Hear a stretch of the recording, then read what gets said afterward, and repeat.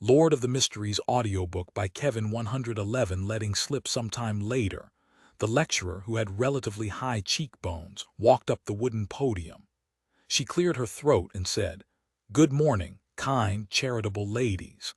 I am Xaviera Hedda. What I am about to share with you today are my experiences in managing family expenses. There are three parts, the first being how a family with an annual income of £100 should balance food, housing, clothing, and employing helpers. The second would be where a family earning £200 yearly should be increasing their expenditure to appear more decent. Melissa listened attentively. She had her brother's annual income at her fingertips. It's already over £200, she thought, half in relief and half in fear.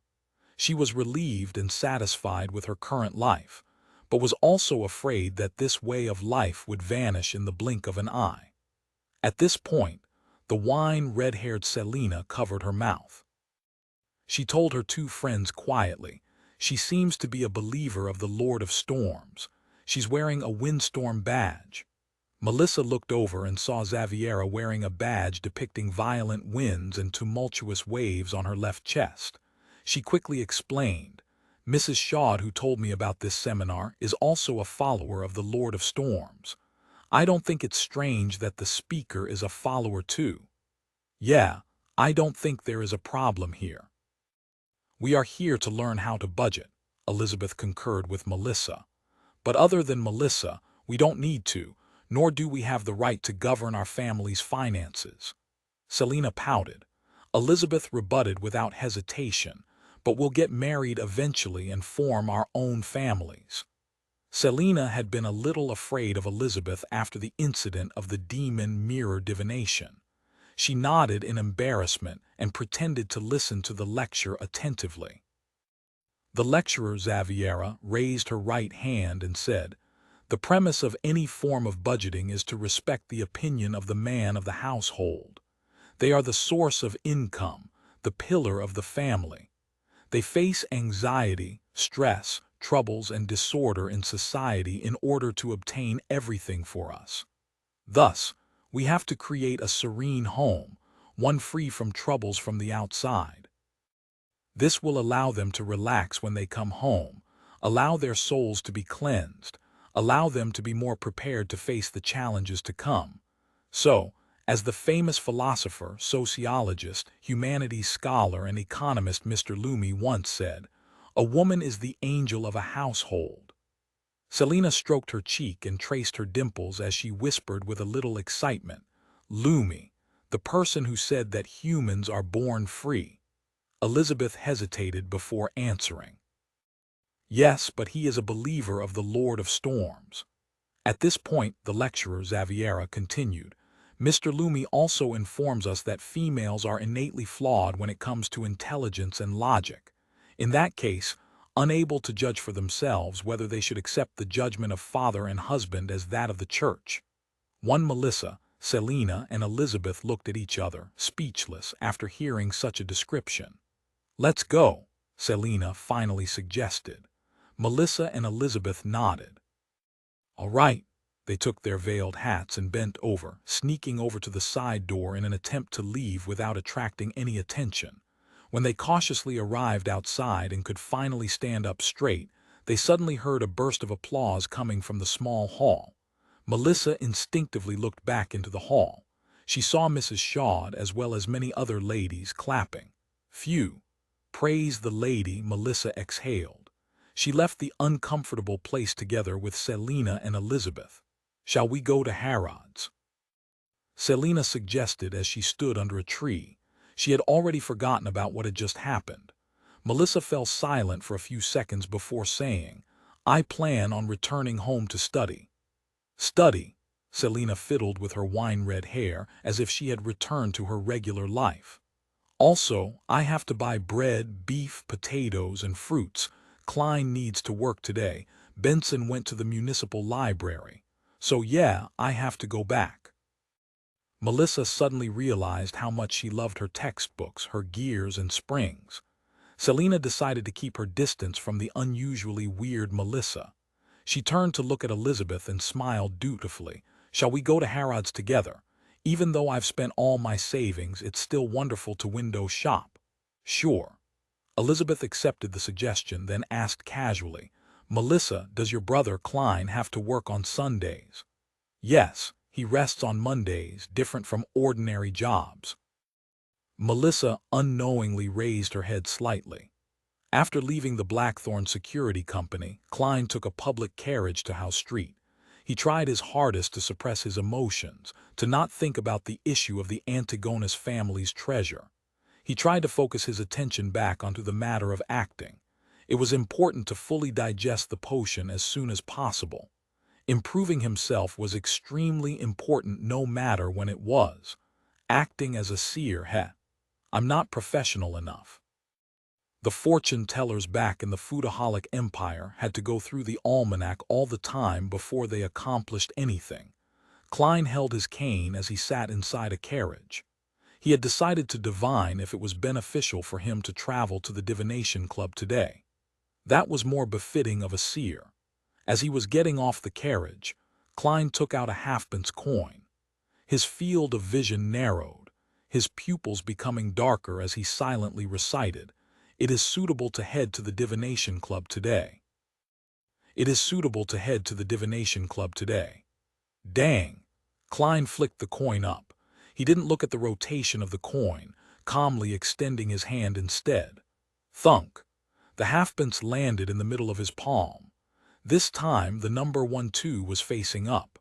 With the number facing up, that means that I would encounter an unfortunate incident at the divination club today. Klein thought for a moment before he turned to the opposite side of the street.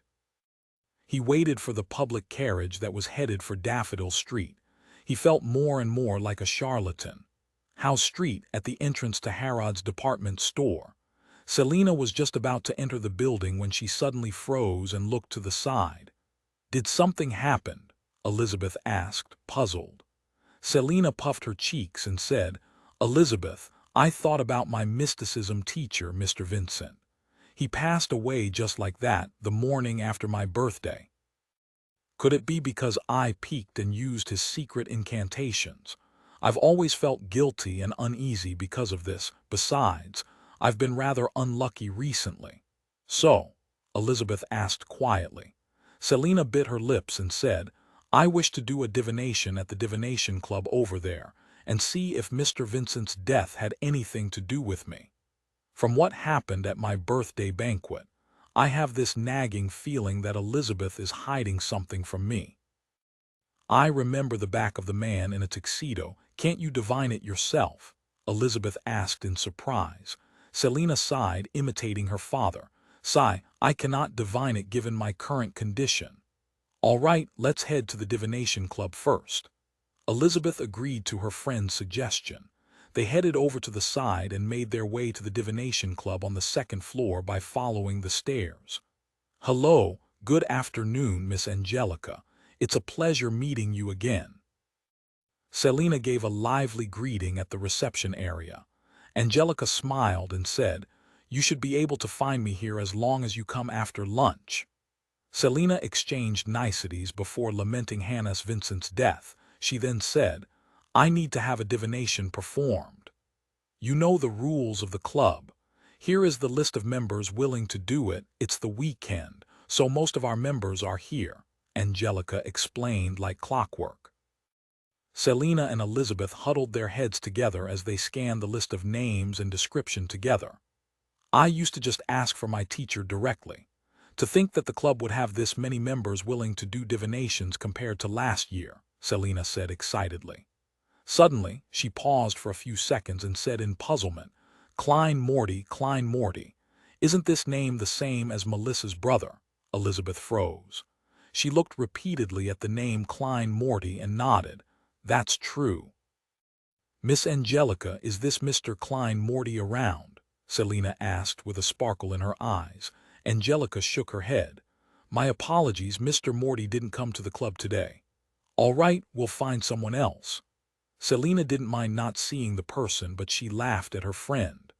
I know that this can't be Melissa's brother, but having seen this name, I naturally thought of a newspaper. a headline worthy of the Intis Press. The Intis Press was created by Emperor Roselle, famous for its attention-grabbing headlines.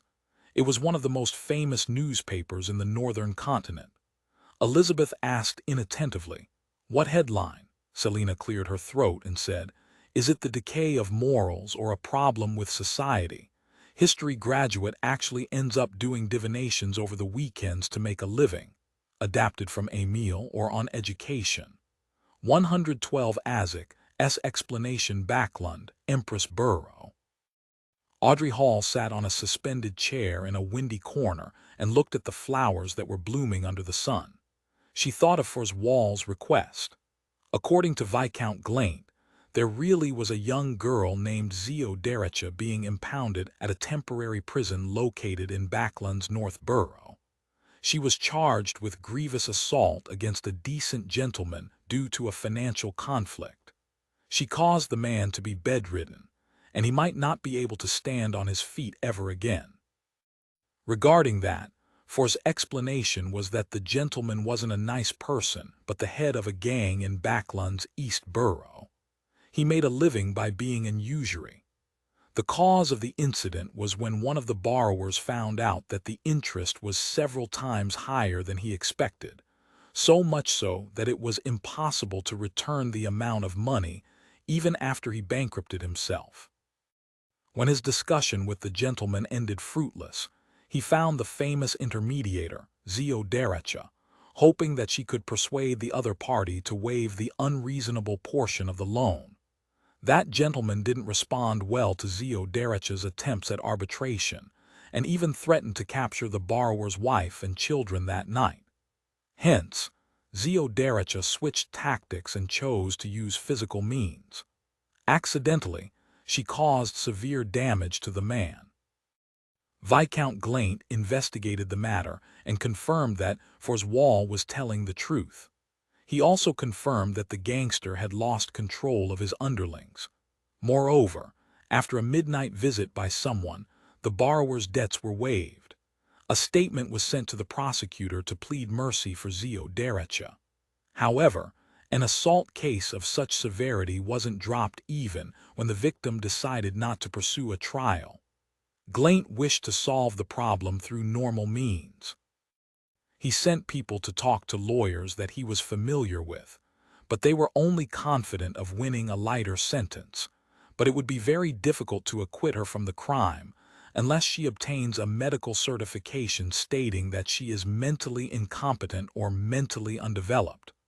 Audrey muttered to herself, leaning in support towards her friend's opinion. To her, it was best to not have any relationship with Forswall and Zio Derecha. Ever since the Tarot Club, Audrey felt that she was no longer an innocent and naive young lady. Tomorrow night, there will be a dance at Earl Wolf's residence. I should tell Glaint then to act according to the lawyer's suggestion. Audrey nodded slightly as she made a decision. In the Lone Kingdom, lawyers were either barristers or solicitors. The latter didn't need to be involved in court affairs, and were responsible for gathering evidence, talking to the parties involved, setting up wills on their client's behalf, supervising property allocation, and providing legal consultation. Of course, they could also represent their clients to attend the most basic magistrate court and defend simple cases. Barristers, on the other hand, were responsible for researching evidence and defending their clients in court.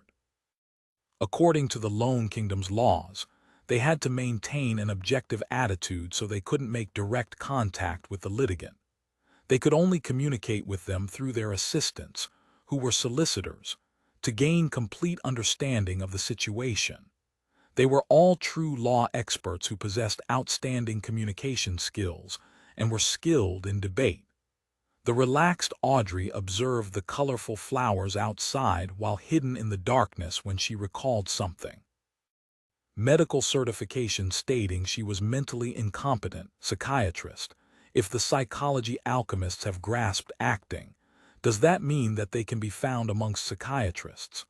Audrey felt that her train of thought was on the correct path, and her eyes shimmered like a lustrous gemstone.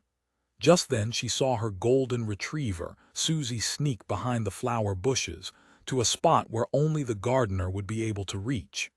Susie, what is she doing? Audrey hid in the shadows and looked in a daze. The golden retriever's sense of smell seemed to be confused by the flowers all around her that she failed to notice her owner behind her.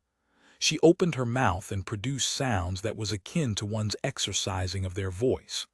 Then, it caused the surrounding air to vibrate into words that were jerky and unmellow. Hello, find authorized novels in webnovel faster updates. Better experience, please click www.webnovel.com for visiting. How are you? Audrey's mouth widened as she completely forgot about the etiquette an elegant lady should have. She couldn't believe the scene before her and the stiff voice that she had just heard. She suddenly stood up and asked, Susie, you can talk. When did you learn how to talk? The golden retriever jumped in fright as she turned around to look at her owner. She shook her tail nervously and very quickly.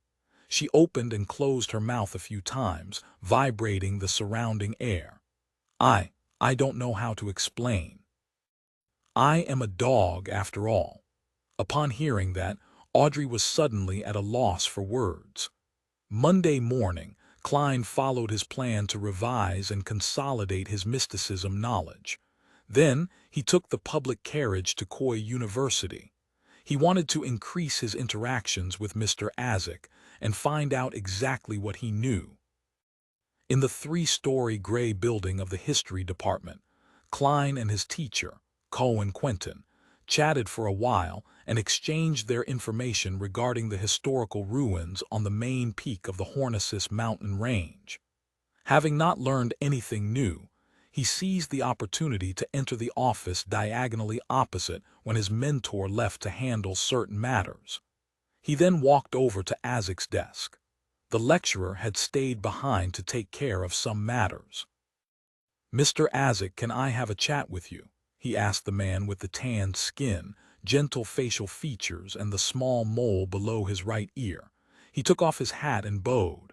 With eyes that seemed to have seen the vicissitudes of life, Azik tidied his books and replied, Sure, let's take a walk by the Coy's banks. All right.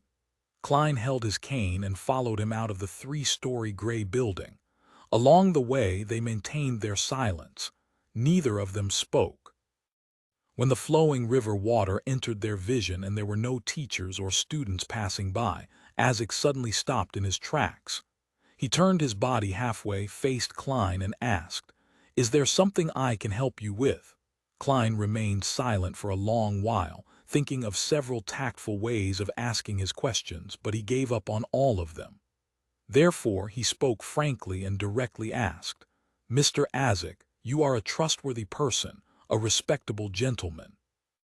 I would like to know what you can see in me, or should I say, what do you know? I am referring to the previous incident when you said that there was something disharmonious in my fate. Azik put down his cane and sighed as he laughed. I never expected you to be so straightforward. I'm quite at a loss how to answer you.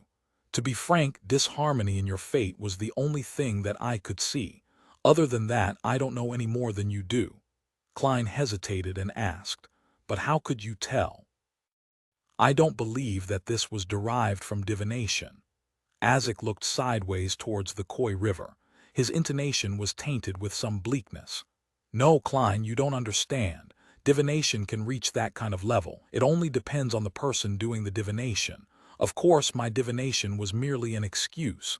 Some people are special. They are born with some strange ability. I think I am someone like that. You think? Klein acutely caught the word that the other man used. Yes, I am not sure if I was born with it. Perhaps the price of my ability is to forget myself, to forget my past, to forget my parents. Azik's eyes were clouded with melancholy as he looked at the river. Klein was increasingly confused. Forget the past, Azik smiled without any humor. Before I entered the Backlund University's history department, I lost most of my memory. I only remembered my name and some basic knowledge. Luckily, I still had my identification documents. Otherwise, I probably would have ended up homeless. All these years, I've tried to search for my parents using my identification documents, but I never found anything, even though I could see a corner of fate. During my few years in the university, I gradually realized that I possess some strange but unique powers, powers that go beyond common sense. Klein listened attentively and asked, "Mr. Azek, why did you lose your memory?" "No, I mean, did you find out why you lost your memory?" He suspected that Mr. Azek was a member of the life school of thought who had lost his memories, and that he might even be a mid-sequence beyonder that held an above-average position. It was a secret organization that had potion sequences for monster and soothsayer. It was an organization that was mainly passed down through master-disciple relationships. Azek shook his head vigorously. "No, it felt like I just had slept. I've forgotten everything that happened in the past." He walked forward a few steps with his cane in his hand. He spoke as he walked. "After I left Backlund, I started dreaming. I dreamed about a lot of strange things, dreams. I am good at interpreting dreams." The conversation was entering Klein's domain of expertise as he immediately asked, "What kind of dream?" Azek let out a muffled laugh and said, "Many different kinds of dreams. Sometimes I would dream of the internals of a dark mausoleum. I would dream of ancient coffins with corpses in them. They would have white feathers growing out from their backs. Sometimes I would dream of myself being a knight covered in armor, holding a 3-meter-long spear while charging towards the enemy. Sometimes I dream of myself as a feudal lord, having a rich and fertile fief with a beautiful wife and 3 children. Sometimes I dream of myself as a tramp, walking on a muddy road in the rain, feeling cold and hungry. Sometimes I dream of myself having a daughter, a different daughter than the previous children. She would have long, smooth black hair, and she enjoys sitting on the swing that I made. She always asks for sweets from me. Sometimes I dream of myself standing next to the gallows, looking towards a dead body hanging up there coldly." Listening to Azek raving like a madman, Klein suddenly realized that he couldn't interpret the dreams because his various dreams symbolized opposite, contradictory things. Azek retracted his gaze as his voice no longer sounded ethereal. "The Fainapotter kingdom in the south believes in Earth Mother, and the Church of Earth Mother promotes a belief. They believe that every life is a plant absorbing the nutrients from the earth, growing slowly, prospering, and withering. When they wither, these lives fall to the earth and return to the mother's embrace. In the coming year, they grow again. They would blossom, then wither year after year. Life is as such, one life after another. Sometimes I am very willing to believe in this concept. I believe because of my uniqueness, I can dream of previous lives and the lives before that." At this point, he looked at Klein and said with a sigh, "I haven't mentioned any of this to Cohen before. The reason I'm telling you is because Azek paused and smiled. "I apologize. My description earlier was not precise enough. The disharmony in your fate is not the only thing that I could see. I can also see another thing. Klein, you are not an ordinary person anymore. You possess an extraordinary, strange power, one very similar to mine. 113 Rick's Mr. Azek can tell that I'm a beyonder. His ability is truly powerful." Klein froze for a moment before he gave an honest reply. "Yes," he thought for a while before adding, "because of what happened to Welch and Naya." "It's as I thought," Azek sighed.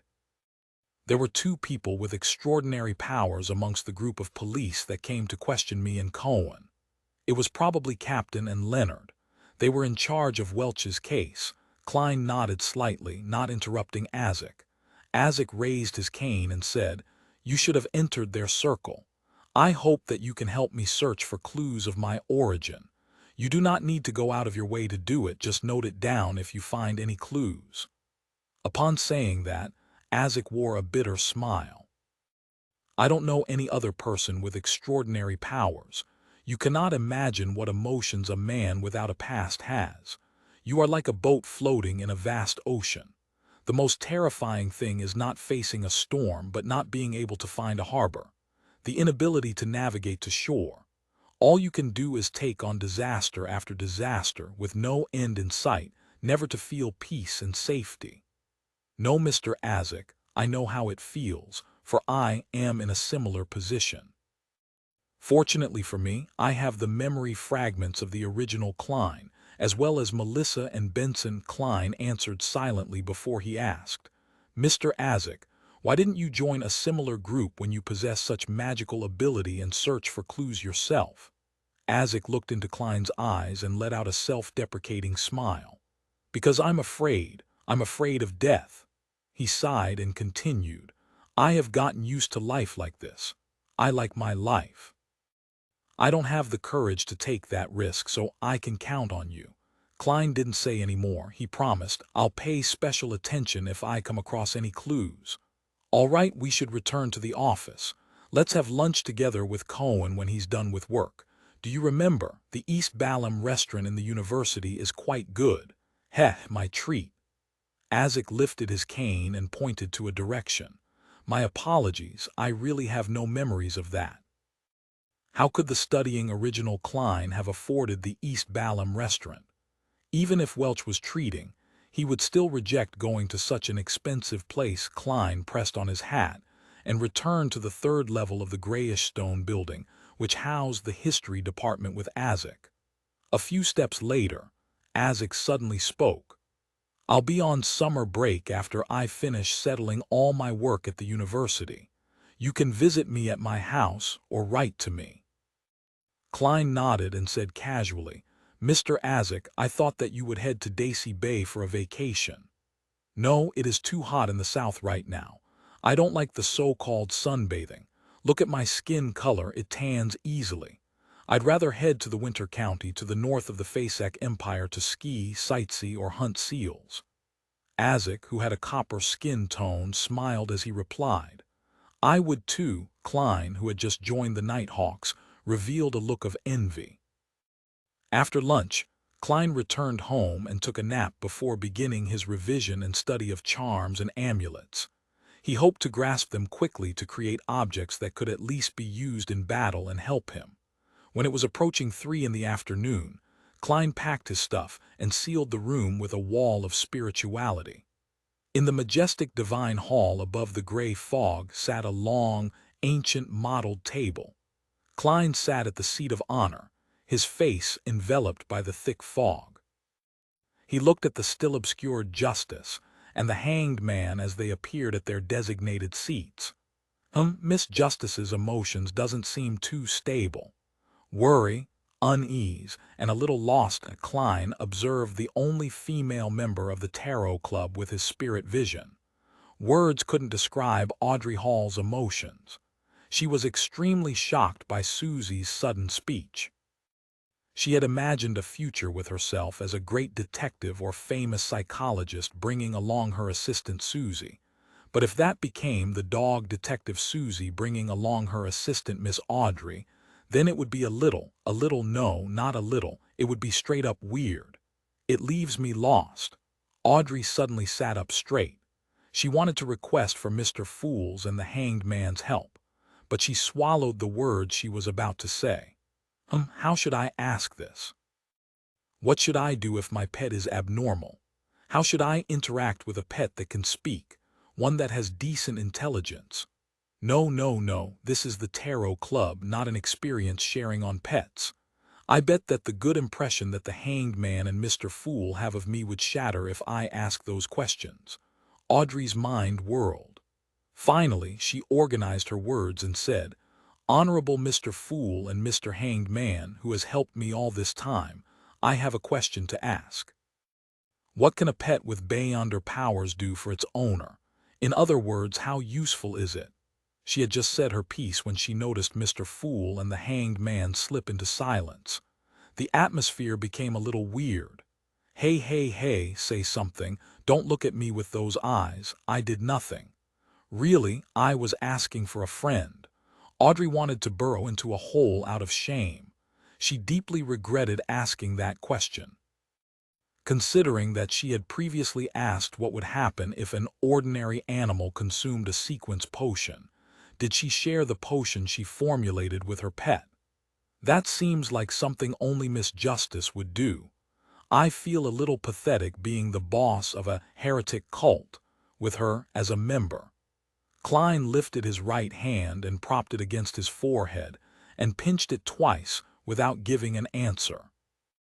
The hanged man, Alger Wilson, was silent for nearly 20 seconds before he replied in a strange tone. That depends on what kind of beyonder powers the pet has. For example, if it's a spectator, then it can help you observe or listen in on certain occasions. As you know, most humans are wary of each other, but would never suspect that a pet would be eavesdropping on them, even if the pet was sitting right by their feet. It makes sense. Father would avoid me when discussing important matters with the nobles, cabinet members, and other ministers. They would often lock the door to the room, but if Susie could hide long enough to be locked in with them, then she wouldn't be chased away. Also, many ladies like to interact within private social circles. Audrey had a sparkle in her eyes as many thoughts welled in her mind. Also, since Susie can speak now, she can tell me the content of the meetings directly. Susie is great. I have to treat you well. I have to teach you proper pronunciation and vocabulary. Should I teach Susie the aristocratic pronunciation or a more normal Backland accent? Would other dogs pick up on where Susie comes from when they interact? Wait, why am I considering this? Susie wouldn't use human language when interacting with other dogs. Wait, Mr. Hanged Man, why did you use spectator as an example? See, could you have guessed what happened? Audrey's expression changed. She regained her posture and smiled. Mr. Fool, I found another page of Emperor Roselle's diary. I got this from Forswall. Great, you have repaid what you owed, Klein replied in a good mood. I am sorry, but there's not much content on this page of the diary. Audrey was conjuring the content she remembered onto the piece of goatskin. Klein raised his hand and made the goatskin parchment appear in his palm before saying, "That doesn't affect my promise. Furthermore, the parts of the diary you handed me previously had 2 pages. The pages collected by Justice and the Hanged Man were not originals. They were copied by researchers. Some would copy it on 1 page for recording purposes, while others kept the original look of the diary for convenience." Klein looked down at the few lines of text on the page. December 20th. A new year approaches, but the feedback I received is making me very confused and troubled. There is no crude oil in this world. There's no crude oil to be found. 114. The standards of a member: no crude oil. It couldn't be found for some reason, or there really wasn't any available. From the period Emperor Roselle was assassinated till this day, about 150 years have passed, and there are still no traces of crude oil. Klein's pupils constricted as his hand quivered while holding the diary. No crude oil not only meant that the future of the internal combustion engine became uncertain, it would also lead to a state of stagnation in the chemical industry. In other words, Earth's modern industrial age would never transpire here. In short, the development of this world was uncertain to Klein. Although he couldn't invent things, he had assumed that he was still at an advantage because he knew a bit of everything and could foresee the direction of technological development. When he saved enough money, he could make a risky investment on an industry that he thought showed promise. Furthermore, he wouldn't put all his eggs in one basket. Klein thought that it was only a matter of time until he could own enormous wealth. By then, he would hire the so-called white gloves as representatives to establish international charity foundations. On the surface, they would provide relief to the poor. In reality, they would actually be establishing and funding a revolt in order to fight against the higher strata of society and enhance the living standards of the people in the lower class. If he were to find a method of returning to Earth, he would segregate his property. 1/3 to Benson, 1/3 to Melissa, and 1/3 for his foundation. However, it was a pity that his perfect vision of the future was instantly half-shattered. Luckily, there's still electricity and magnetism in this world. The telegram is a successful example. I should mainly invest in this in the future. Klein settled down and read down row by row. December 21st. I'm no longer thinking about crude oil anymore. Upgrading my sequence level is what matters. December 22nd. The filthy environment in Richu Borough is unacceptable. If I hadn't visited incognito, I might have never known that it still looks the same as when I was young. I want to gather all my ministers and formulate a capital sewer and public toilet enhancement plan. I have to rectify the people's bad habits. Let them boil hot water for consumption, wash their hands and faces frequently. Don't litter, don't pee and poop anywhere, use condoms if possible. Haha, I thought of what to name this campaign, the Patriotic Health Campaign. Hence, the invention of the condom has to be brought forward. There's also masks, paper cups, and others. Yes, even the most primitive version would do. Give it a try. I have to thank this world for they still have rubber trees. December 23rd. Perhaps I should consider that suggestion. Keep a back door for myself outside of the Church of the God of Craftsmanship. For example, I could join that ancient and mysterious organization which influences the world from the shadows. Klein then suddenly realized that there was nothing else at the bottom. His emotions were indescribable. Emperor Roselle, what was the name of the ancient and mysterious organization that was influencing the world from the shadows? Do I know it? How could you stop here? Why didn't you write more? It's just like when I used to read novels. When I read till the end and realized that the author ended up dropping the novel and Patriotic Health Campaign. The emperor sure knows how to have fun. The contents of the diary should have been written after he became the consul of the Intis Republic. He might already have called himself the Emperor Caesar. I have to read some books when I get back and flip through some historical texts of other countries. I have to see which year the capital sewer and public toilet enhancement plan took place. After his nearly 20 seconds of silence, Klein reined back his thoughts and let the diary in his hands vanish into thin air. You can start your discussion now. Audrey let out a breath of relief and adjusted her state to become a spectator.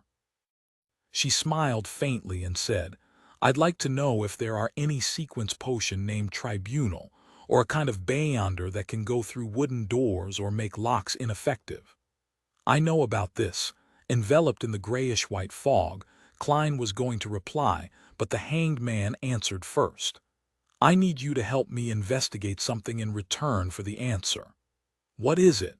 Audrey asked with interest as well as with puzzlement. Alger glanced towards the fool and said, I'd like to know if the king has the intention of taking revenge on the Fasak Empire and launching a new war on the east coast of Balam within this year or before June of next year. The Tarot Club was currently using the Loan language, which was confirmed by the trio's accents at the first gathering.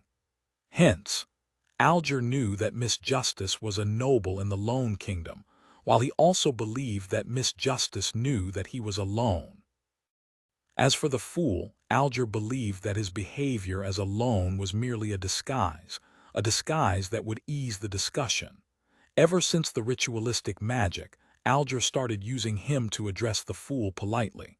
Audrey recalled everything that she heard from various social events.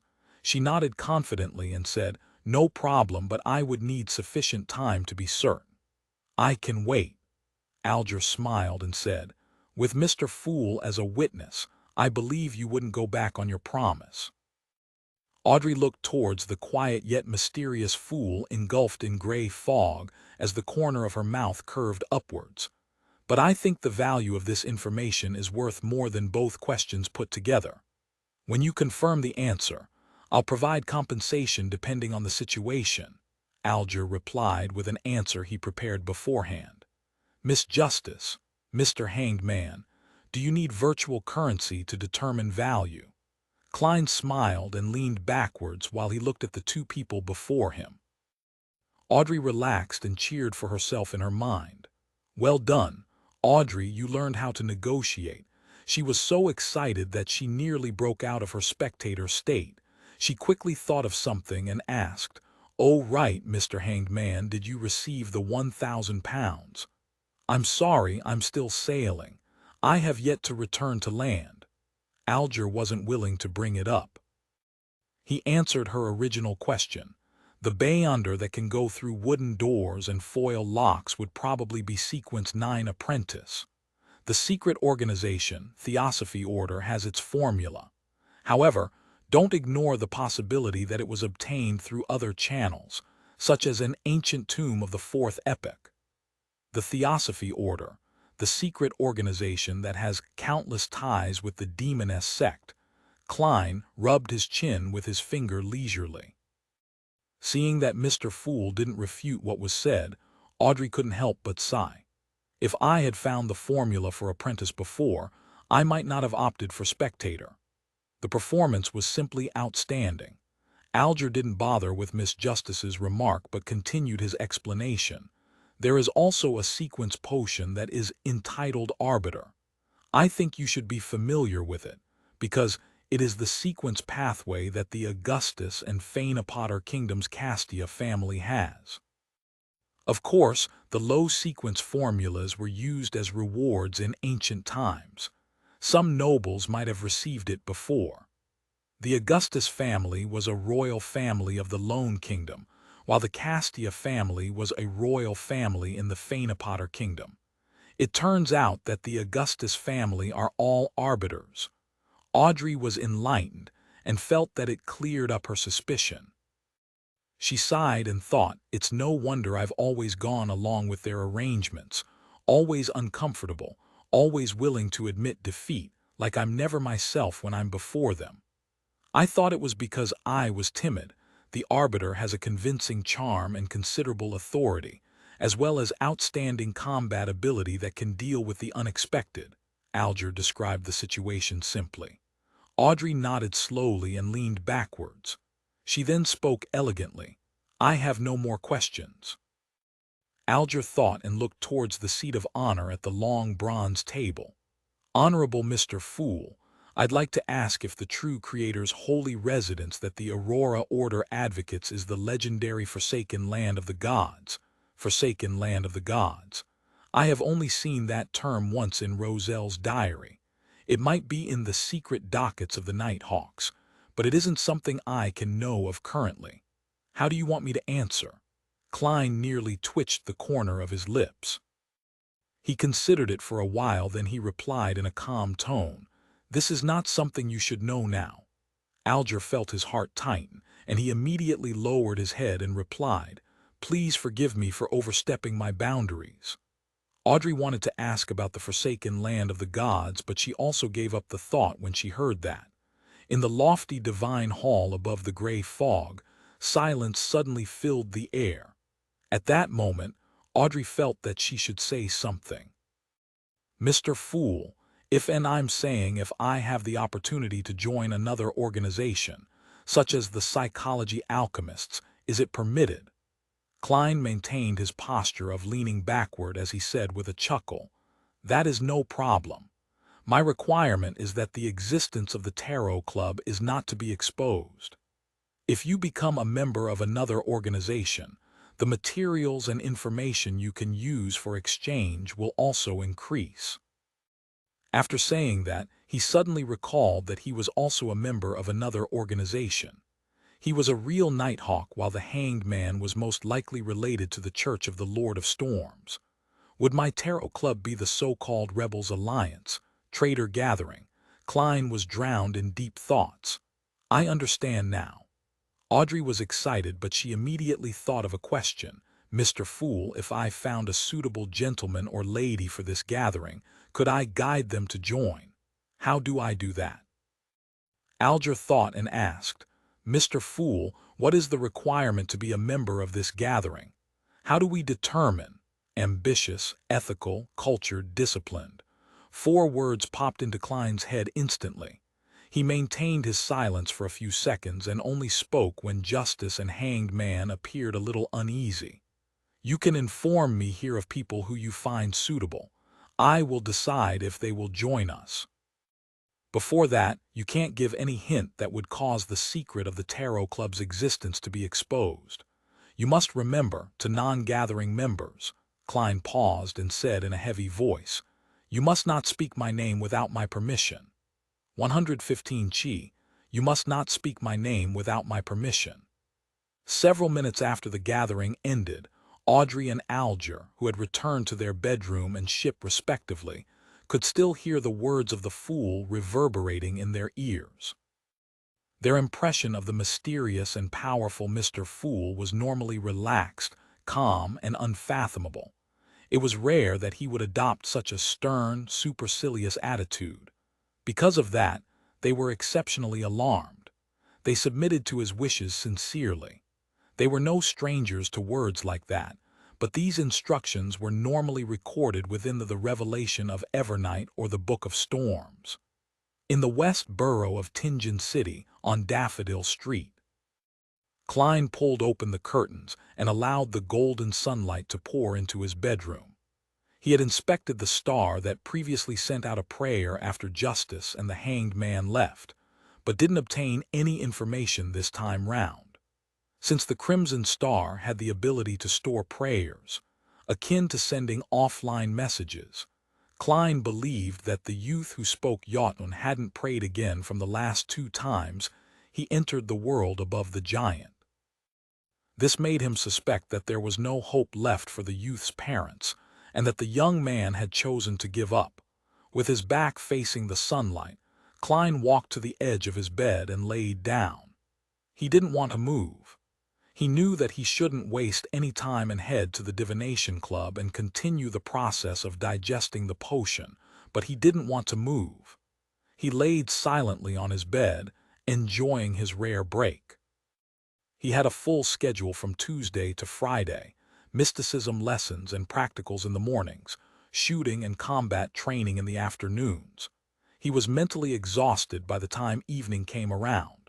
There was no change in his morning routine on Saturday, but he had to guard Channy's gate in the afternoon. He would have stayed underground until the dawn of Sunday. Sunday morning was time for Klein to catch up on sleep. In the afternoon, circumstances would determine if he went to the Divination Club. On Monday morning, he had just returned from Koi University in the morning and had the tarot gathering in the afternoon. He also had to think about the issue of acting as a seer. In other words, he had been busy the entire week, with no time to rest. Thus, all Klein wanted to do was laze around, lying on his bed like a loser, not doing anything except daydreaming. No, how can a boss of a cult be so worthless? If Miss Justice and Mr. Hanged Man caught wind of this, their impression of me would shatter. Klein buried his face into his blanket and motivated himself. "I have the formula for the clown potion. All I need to do now is fully digest the seer potion. I have the formula to the clown potion. All I need to do now is fully digest the seer potion," he muttered to himself and then propped himself up. Klein took a bronze coin from his pocket and quickly divined if it was suitable for him to head to the club today, and got a definitive response. 5, 4, 3, 2, 1. After the countdown, he forced himself to stand up straight and walked over to the clothes rack before picking out his suit and hat. In the meeting room of the Divination Club on House Street, Klein sat down in a shaded corner and sipped on his Psy black tea as he read the Tingen City Honest paper. There weren't many members around him, just 6 or 7. Just as he was laughing at the grammatical mistake used in a job advertisement, he saw a monocled glacis walk in with a silk top hat in his hand. There was a blue-dressed lady in her 30s beside him. The lady had curved eyebrows and large yet dull eyes. In her left hand, she was carrying an Inti's hat decorated with the feathers of a black swan. "That hat is ridiculous. Wouldn't her neck be sore wearing that?" Klein noted to himself. He looked over and massaged his glabella, as if alleviating his fatigue. Through his spirit vision, he noticed that Glacis and the lady were both healthy, but were anxious, angry, and flustered. "Good afternoon, Glacis. That Mr. Lanevis wasn't a trustworthy fellow, was he?" Klein asked with a smile, remaining seated. Glacis had asked him for a divination about investing in Lanevis's steel company. Glacis had obtained a negative suggestion. But noticing his indecisiveness, Klein believed that he had taken the risk anyway. Klein hoped the man hadn't invested everything he had. Thus, Klein immediately made the association and judgment when he saw the colors of his emotions. Glacis froze for a moment, then let out a bitter smile. "I truly regret not listening to the suggestion you divined for me." "Heh, this is the second time I'm saying something like that. Let's hope. No, I believe that there will not be a third time." He turned his head and looked at the lady with some wrinkles. "Madam Christina, look, Mr. Morty had already guessed our motive for coming here without us even speaking. He is the most magical fortune-teller I have ever seen. I'm more than willing to describe him as a seer." "Good afternoon, Mr. Morty. We have come here precisely because of Lanevis." Christina gave a simple bow, clearly anxious and flustered. "Shall we head to Topaz?" Glacis was more collected. He pointed to the door of the meeting room with his chin. Klein laughed as he got up. "This is the job of a fortune-teller." He followed the path to the empty Topaz room. Glacis locked the wooden door and walked to his seat while sighing. "Lanevis has gone missing. He gave the excuse of going to the Civilhouse County to oversee the excavation and left Tingen, never to return. We sent someone to look for him via steam locomotive and discovered that the large-scale steel mine he spoke of only existed on the map. Luckily for me, I recalled your advice and only invested a third of what I initially intended to invest. Otherwise, I would have lost my family and my life." Klein's pupils were darker than usual when he looked at the two people in front of him. He asked, a little curious, "Before making such a major financial decision, wouldn't you choose a representative and ascertain if whatever he said was true at the Hornicis mountain range in the Civilhouse County?" Christina responded quickly. "Our representative was fooled by the people Lanevis employed, the place he rented, and the land that was fenced off." Klein didn't question them any further. He maintained his attitude of a seer and asked, "What do you wish to divine today?" "We wish to see if this is salvageable or not," Christina said as she looked at Glacis. Klein took a piece of paper and a fountain pen. "Then let us do an astrolabe divination. I'll ask and you'll answer." Between the questions, Klein marked out the thunderous constellation and the corresponding symbols of various situations before completing the astrolabe. He used more elements in his astrolabe than an ordinary person would have. The method he was going to use to interpret the astrolabe was going to bring him closer to the truth. "Madam, sir, you are now at a crossroad. If you don't restrain yourselves and succumb to your greed and anxiety, you will fall further into the abyss, never being able to free yourselves. But if you can be patient and wait persistently without being greedy, then there will be an opportunity of you seeing the sunlight," Klein said, his tone unhurried. "I understand," Christina nodded. She thought for a moment before saying, "Mr. Morty, can you divine Lanevis's whereabouts?" "No, I don't think so. The information Lanevis left behind is most likely fake. Even his name might not be real. How can I divine anything? Unless you can give me very specific details, or an item he carries with him all the time," Klein replied truthfully. Christina fell silent for a moment before pushing a one-solely note toward Klein.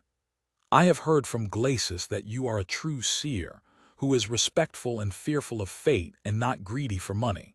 You can think of the rest as tips that I am giving to the club. Thank you for your confidence in me." She stood up and bade farewell before leaving quickly. "Not greedy for money, no, I am a materialistic man." Klein was regretting his actions of acting as a charlatan. Seeing Christina leave, Glacis closed the door and asked, "Is there really no way?" "I told you the way just now." Klein smiled as he leaned back. Glacis sighed. Lanevis took off with over 10,000 pounds and his victims totaled over 100 people. Luckily for me, I only lost 50 pounds. Those were my savings and I have no debt. But Miss Christina invested 150 pounds. To her, this is not a sum that she can bear easily. Have you called the police? Klein suddenly felt anger towards the cheat after hearing the sum of 10,000 pounds. One could be considered rich even in Backland with money like that. I don't know if the police would enlist the help of the Nighthawks, mandated punishers, or machinery hive mind for a simple case like this, Klein thought, a little distracted. Glacis nodded and said, "We've already made a police report. The police are paying a lot of attention to this case.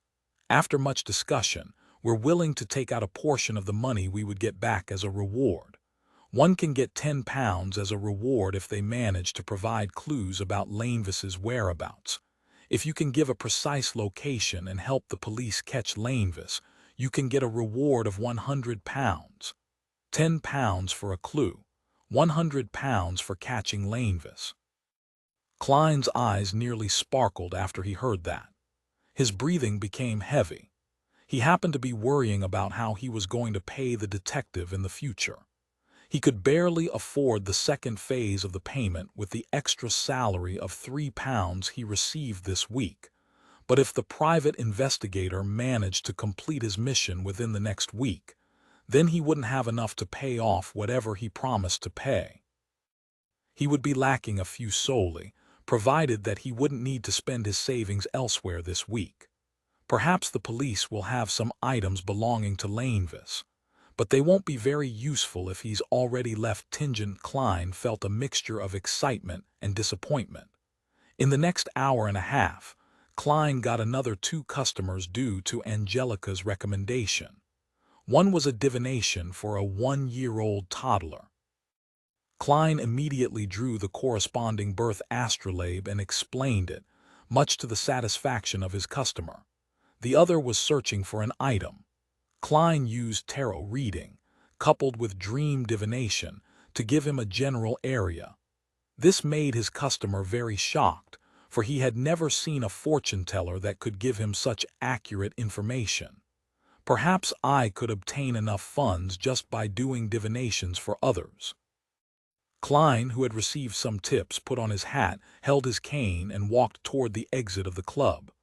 At this moment, he saw Christina enter the club once again with a young girl wearing a sun hat beside her. Christina saw Klein and immediately approached him. She asked softly, "Mr. Morty, you said that you could try divining Lanevis's whereabouts if there was something belonging to him." "That is correct." Klein nodded. Christina heaved a sigh of relief and asked in a serious tone, "Then is his child something that belongs to him?" "Huh." Klein was momentarily a little lost. 116 Lanevis, child. Christina didn't notice the seer's blank look. She took a peek at Angelica over at the reception desk, lowered her voice and said, "I mean Lanevis's child." She extended her hand to point at the young lady with the sun hat and said, "This is my niece, Megos. Her mother is my elder sister. I'm very sorry and regretful that I thought Lanevis was an outstanding young man back then, and I introduced Megos to Lanevis, who was single. Then they became lovers. Megos's parents were happy with Lanevis at first too. They planned to pour all their savings into the steel company after they got engaged. Luckily, before that happened, Lanevis ran away. Their family didn't encounter any life-threatening losses. Unfortunately, my sister and brother-in-law have to explain to their relatives and friends why the engagement ceremony will be canceled, and they have to worry about the child that Megos is bearing.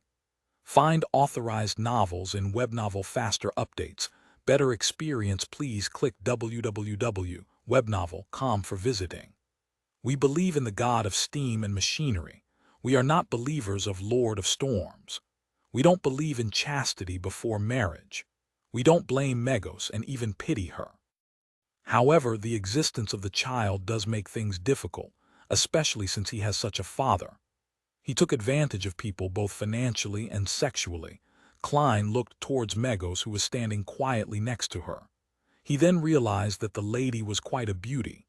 She had a bright forehead, long blonde hair, and a pair of big eyes just like Christina's.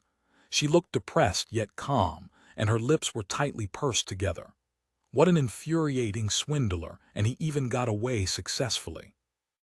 Klein cursed at Lanevis and said after some thought, "If it was a child that is already born, I do have a way to divine Lanevis's whereabouts using the child as an aid. But unfortunately, this would require us to wait a few months. Yes, this might be a reflection of the divination result earlier. Be patient and wait persistent without being greedy. Then there will be an opportunity of seeing the sunlight." "A few months," Christina mumbled to herself as she shook her head. "No, after such a long period of time, even if we find Lanevis, we wouldn't be able to get back our money." She looked sideways at Megos. Her voice lowered unconsciously as she asked, "Do you have anything that Lanevis carried around before?" "No," Megos answered clearly yet gently. "Would the ring he gave me count? It must be something that he carried for a very long time." Klein shook his head. Christina remained silent for a while and looked at Megos when she said, "You have to make a decision. I think keeping this child would make your future tough and thorny. Are you going to tell him that his father was a swindler and took away many people's money, including his mother's? Time to head to the clinic, to the hospital. Plus, this could help us to find Lanevis, to get what we lost." Hey, isn't such divination a little hardcore? It was not Klein's place to involve himself in the family matters of others. So he could only wait patiently by the side as he lampooned inwardly from time to time. Megos lowered her head and looked down. She didn't speak for quite a while. Then she touched her stomach and revealed a gentle smile. "He is different from his father. He will be a considerate and likable child. He will kick me lightly every day, telling me his mood. He will even hum a song, whistle, and use music to help me sleep." Klein heard and suddenly felt something amiss. The former part of what Megos said seemed to be normal, but the latter part was like the ravings of a madwoman. Did she have a mental problem due to the incident? Klein raised his right hand to his glabella. He pretended to massage it to ease his weariness. Just then, Megos suddenly turned around and walked towards the door, leaving only one sentence. "Maybe his father will come back in secret after he is born, keeping a part of the money for his child." Klein never expected she would respond like that, and he was momentarily taken aback that he forgot to activate his spirit vision. Then he watched helplessly as Megos left the club and walked down the stairs. Christina let out a sigh and said, "Sorry, Mr. Morty. Sorry to bother you. We will look for one of Lanevis's personal items that he carried with him all the time." Klein nodded indiscernibly. He watched her walk downstairs and sighed as he shook his head. Thank you for listening to the story on KevinAudio.com. The next morning, Klein entered Blackthorn Security Company, greeted Rosin, and asked, "Where's today's newspaper?" The sweet brown-haired girl Rosin sized him up and said, puzzled, "Klein, you're so weird." "Why?" Klein asked in reply, smiling. Rosin rolled her eyes and said, "You always read the newspapers during noon break because you have mysticism lessons in the morning. Old Neil is already waiting for you in the armory. I found out earlier that there would be a case offering a reward, so I want to read the newspaper to memorize the criminal's appearance. Perhaps I might one day come across the person," Klein explained with a smile. "Is that so?" Rosin picked up the day's newspapers and started flipping through them out of curiosity. "Wanted, Lanevis, right?" Klein immediately answered, "Yes. Wicked swindler. He stole about £10,000. Rosin read carefully for nearly 20 seconds before cursing suddenly in rage. Klein shared the same feeling. "It's really ridiculous. Even I want to apply to take over the case." Rosin continued to read and shook her head regretfully. "The case doesn't seem to involve supernatural factors. Even if it did, it would be passed to mandated punishers under the Lord of Storms." Klein didn't quite understand what Rosin meant, but after he took the newspaper and read it, he sighed. Yeah, there were so many people cheated. There must be believers from all three major churches, and Lanevis's steelwork company was said to be located in the south. If a case was related to supernatural factors and involved only the believer of one god, it would be passed to the corresponding team. However, if it involved believers of the Evernight goddess, Lord of Storms, and the god of steam and machinery, it would be assigned based on jurisdiction area. The Nighthawks controlled the Golden Indus Borough, the North Borough, and the West Borough. The mandated Punishers controlled the East Borough, South Borough, and the port, while the Machinery Hivemind Troop was responsible for the university and suburb areas. As he flipped through the newspapers, Klein memorized Lanevis's appearance. He had a plump forehead, black hair, brown eyes, and a pair of spectacles with almost round lenses. He smirked faintly, looking as though he was mocking everyone. Besides that pair of spectacles, Lanevis didn't seem to have any obvious traits and looked really ordinary. He chatted with Razan casually, then passed through the partition, in preparation to head underground. Then, he saw the pale and cold corpse collector Fry and the white-haired black-eyed author Sika Tron exiting the recreation room and turning towards him. After a simple greeting, Klein watched his two teammates leave and discovered Dunn Smith in a black trench coat standing by the side of the door he opened. "There's a case?" Klein asked curiously. At that time of day, there wouldn't be two Nighthawks heading out together for no reason. Dunn looked over with his gray eyes. He nodded and smiled. "There seems to be a paranormal incident in West Borough. I've sent Sika and Fry to check on it, but you don't have to worry about that. Until you master combat techniques, I don't intend to send you on any missions. I have to take responsibility for my team members. Captain, you are such a nice person. Besides the receding hairline and bad memory, you are flawless," Klein complimented inwardly. He asked for confirmation. In other words, I only need to attend mysticism classes and combat training. I don't have to contribute anything and I can still get my pay. "This is only temporary," Dunn confirmed. "I only need to attend classes and work out and I'll get an ample paycheck. It's great just thinking about it," Klein thought happily. "I hope there are no more coincidences." He prayed in silence. The days passed by peacefully until Friday. Klein completed his combat training and took a carriage back to Basic Street. Outside Henry's private detective company, he looked to the left and to the right. Confirmed that no one was watching him, he put on the gauze mask, lifted up the collar of his trench coat, and quickly entered the stairway. Knocking on the door, Klein saw the middle-aged brawny man, Detective Henry, again. "Good afternoon, sir. One of the cases that you entrusted us with is done." The deep blue-eyed Detective Henry spoke with a hoarse voice from drinking and smoking. Klein intentionally lowered his voice and said, "Is it the information of the man that appeared at the Evil Dragon bar? The man that bought the Spectator potion's supplementary ingredients?" "Yes." Henry waved his smoking pipe. Then he didn't say anything but look at Klein with a smile.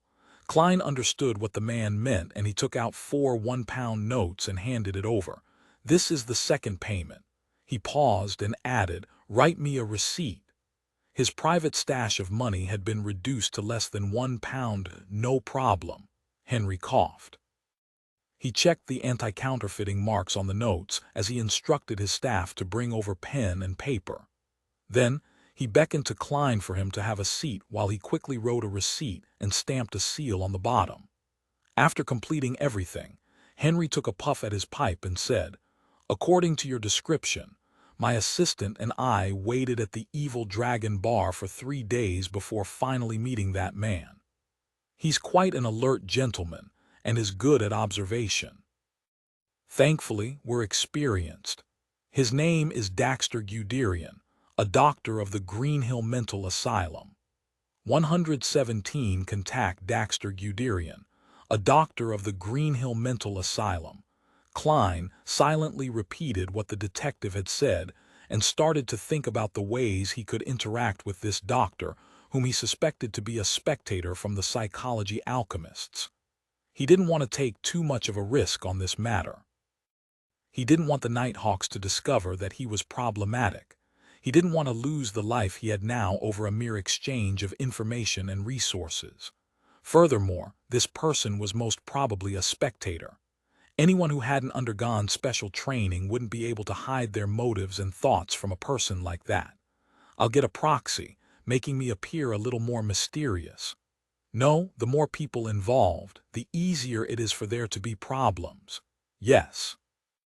Perhaps I can hide the truth within the truth.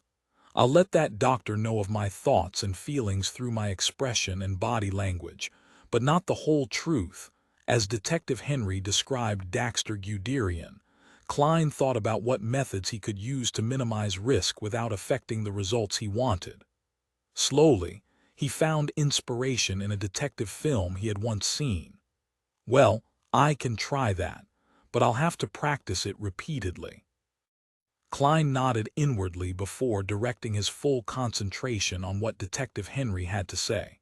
Cough. Henry cleared his throat and said, "We are still working on the request involving the Red Chimney. You should know that there are many buildings in Tingen that have similar characteristics. Of course, it would be much easier if you could provide us with more clues." Klein laughed dryly. "I wouldn't have had to make the request if I had more clues." Honestly, this long investigation had depressed him, for the person behind the scenes had obviously noticed Klein's divinations and had more than enough time to find another hideout.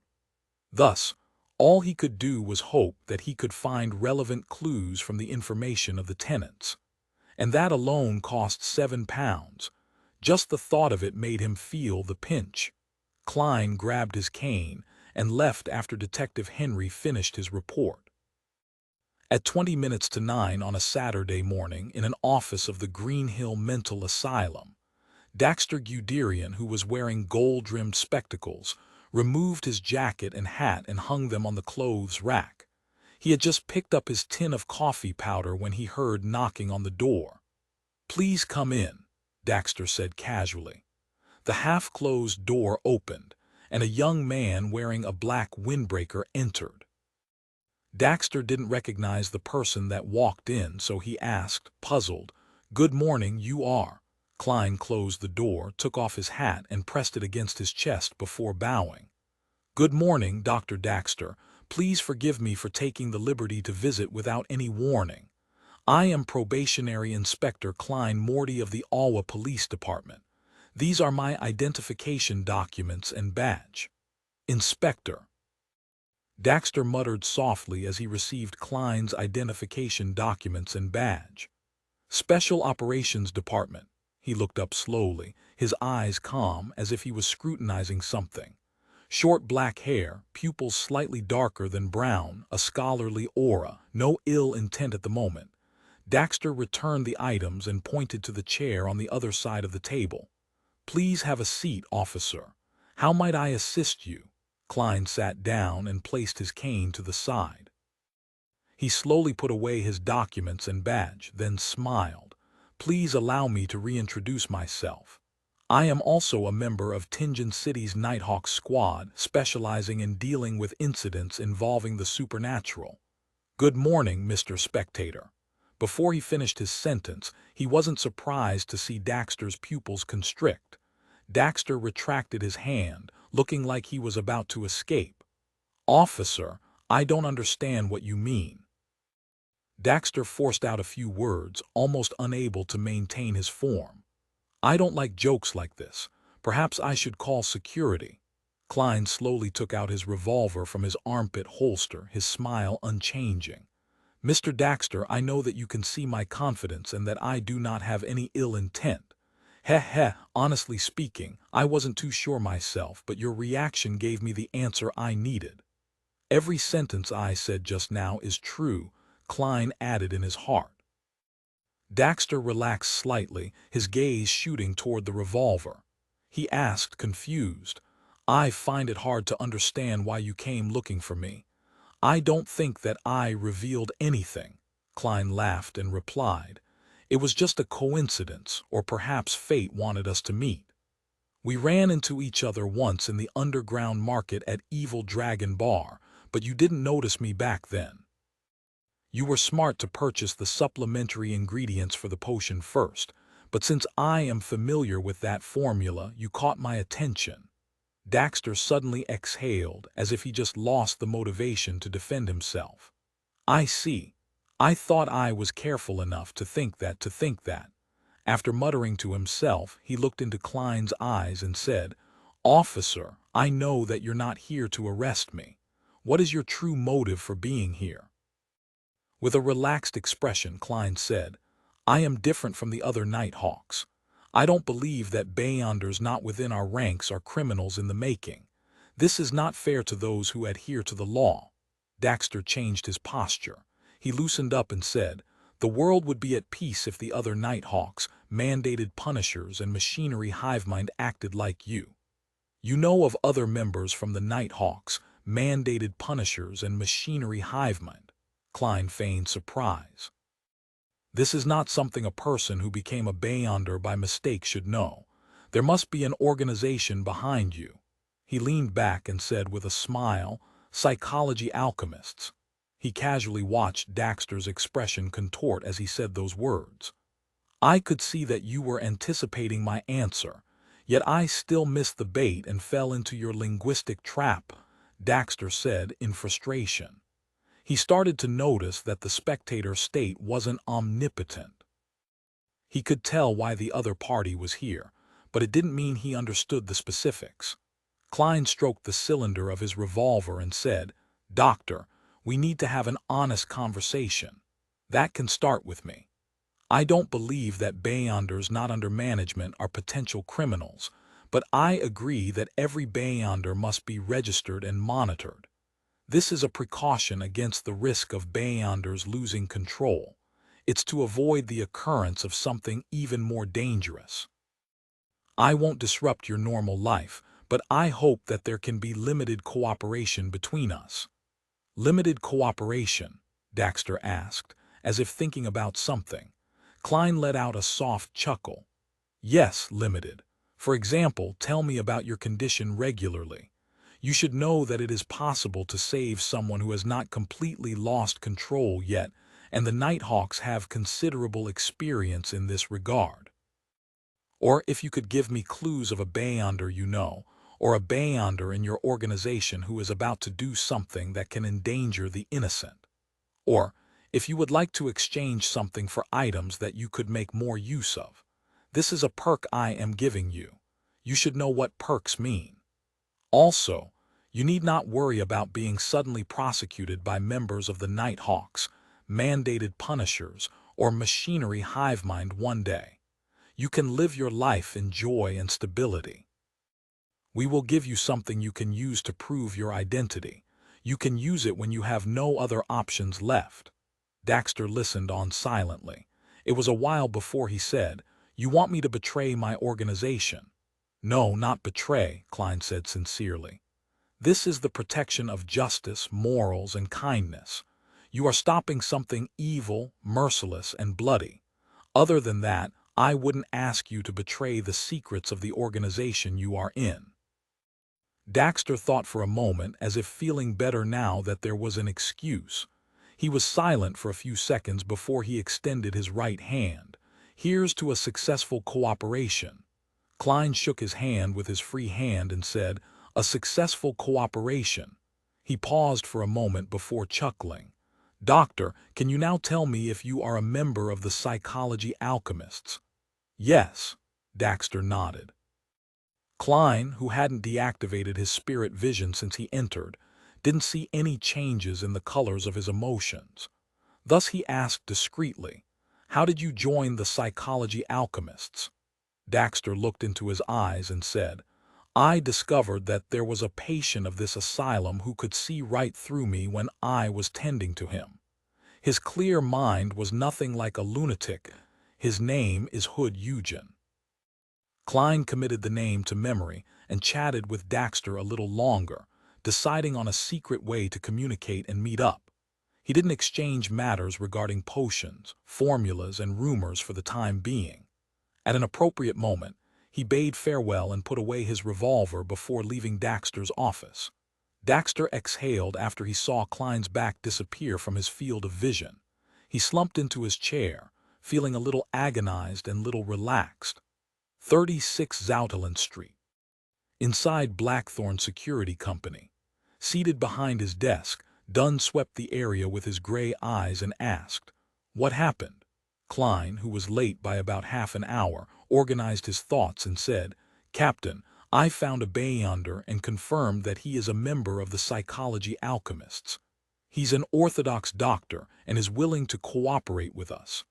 I think it's best to maintain the status quo.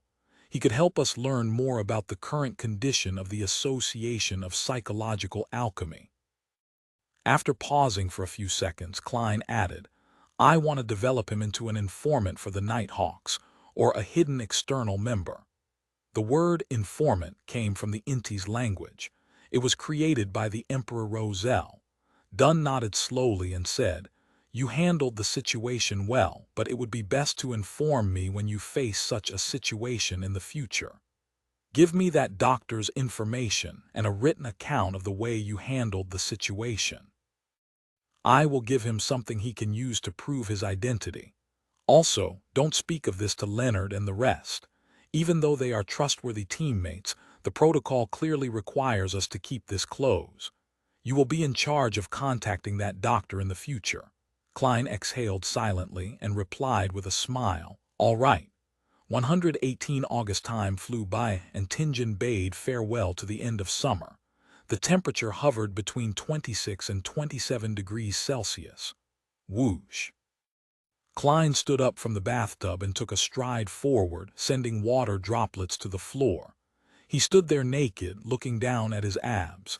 He flexed and saw prominent muscle lines appear. That was the result of his daily training. Besides, he appeared a lot more energetic. And just today, his combat teacher, Gawain, had started teaching him the basic footwork for punching and the techniques for delivering force. Tap, tap, tap. Klein stepped on the floor barefooted in the bathroom, either sliding forward or retreating before dodging to the right and swinging his fist while he made a defensive gesture. Phew! He stopped and let out a breath happily. He took the towel next to him and wiped himself down. After getting in touch with Daxter Guderian, the doctor in the mental asylum, Klein seemed to escape from coincidences for 2 whole weeks. Without the constant barrage of supernatural incidents, his life became stable. He received his paycheck on time, researched mysticism in depth, trained his marksmanship and fighting skills, developed new cooking recipes, slowly gathered decent utensils and decorations with Benson and Melissa, asked his teammates about supernatural cases in the past, divined for people who came to the club, and strictly followed the principles he figured out. That made him more stable. If it wasn't for the late nights in which he still missed Earth, the red chimney that had yet to be uncovered, or the misfortune cloth puppet's picture that still appeared in his dreams occasionally, he would have started getting used to his current life and think of it affectionately. During that time, 3 Tarot Club gatherings were convened, but Klein didn't receive any new pages of Roselle's diary. However, according to Justice's explanation, she had gotten to know 2 Beyonders and she was getting in touch with them consistently. When she got into their circle of acquaintances, it was likely that she could trade for more pages of Roselle's diary.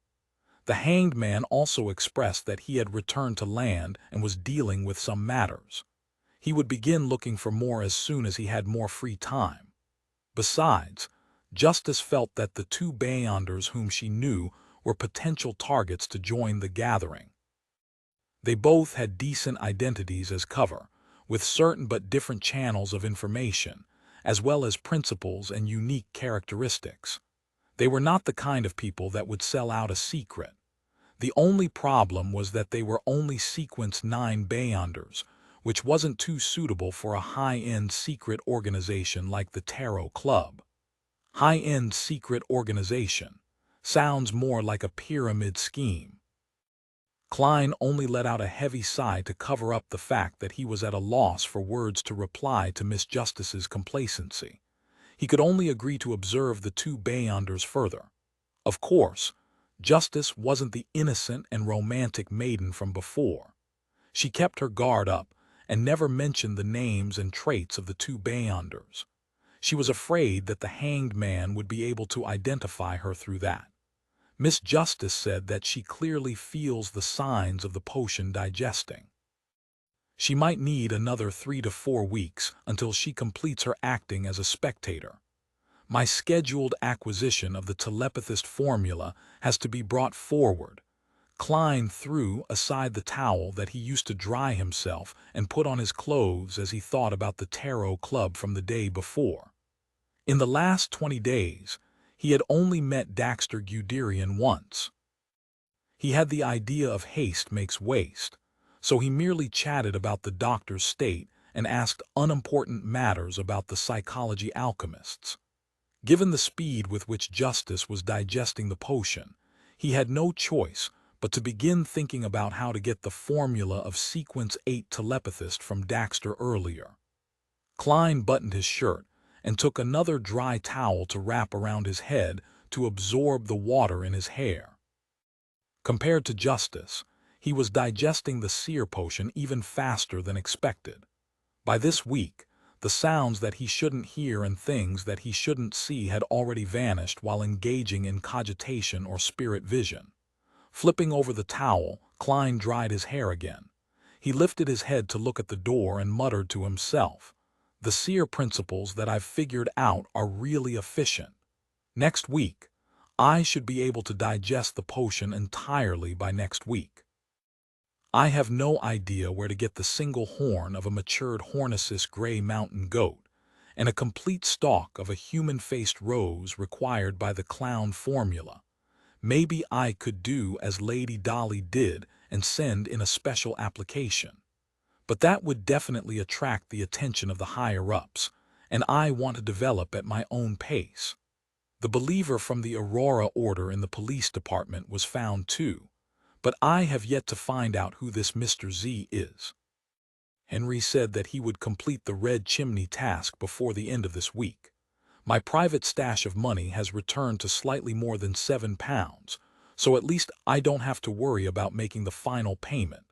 Some of the information on houses and tenants that he provided before didn't seem to have any abnormalities, but I have no time to investigate them one by one. Perhaps I could see which red chimney houses have gotten new tenants recently.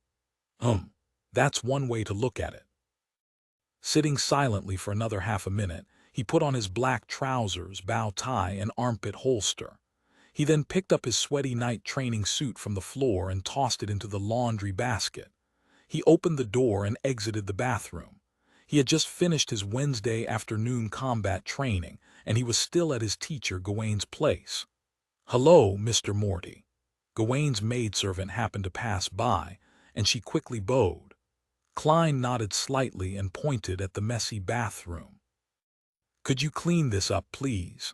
"Of course, sir. The clothes will be taken care of by the laundry maid.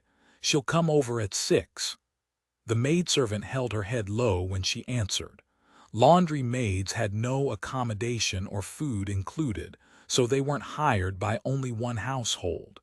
They were normally contracted to handle the laundry from several households. Either they rushed around daily, washing one household's clothes before going to the next, or they would gather all the clothes from different households and take care of it all at the same time, before sending it all back. Only then could they barely make a living. Klein didn't say much but returned to the living room to bid farewell to the owner, who was sitting on the rocking chair. He saw Gawain nodding lethargically, a light brown blanket covering his legs and the Awa Evening News in his hands. Klein knew for a fact that the gentleman bathing in the setting sun's glow was in his early 50s, but his listlessness made him seem like he was already in his 80s. During combat training, Gawain maintained silence and only gave pointers when he needed to. He wasn't one for casual chatting. Klein was so exhausted from the daily training that he had no intention of trying to engage in conversation. Thus, their relationship remained distant. From his demonstrations, Teacher Gawain's strength is still quite terrifying, and his steps are swift too. I reckon it wouldn't be a problem for him to fight 3 of me. He has the pay from the police station, and he also bought a plot of land in a village out in the Tianjin suburbs that provides a fixed rental. He hires a chef, a maidservant, and a laundry maiden in the foodaholic empire on Earth. A man in his 50s with such wealth would have been traveling the world. Klein looked away from Gawain and shook his head. Then he went to the clothes rack to take down his top hat and black windbreaker. After he tidied himself up, he took his cane and exited the house. He walked along the weed-covered stone path towards the gates. Just then he saw that there was a 2-wheeled carriage stopped outside the metal fence, and there was a man with a familiar face standing next to it. "Leonard," Klein muttered, looking suspiciously towards his messy-haired Nighthawk's teammate. Leonard was dressed in a white shirt, black trousers, and buttonless leather boots as he twirled his hat in his hands. When he saw Klein come out from the house, he smiled and asked, "Are you pleasantly surprised?" Only surprise, without any joy. Klein ignored Leonard's inappropriate behavior and looked into the fake poet's green eyes. "What happened?" Leonard put on his hat and said, "Captain wants you to work with me and Fry. Let's talk about it on the way." "All right." Klein followed him into the carriage.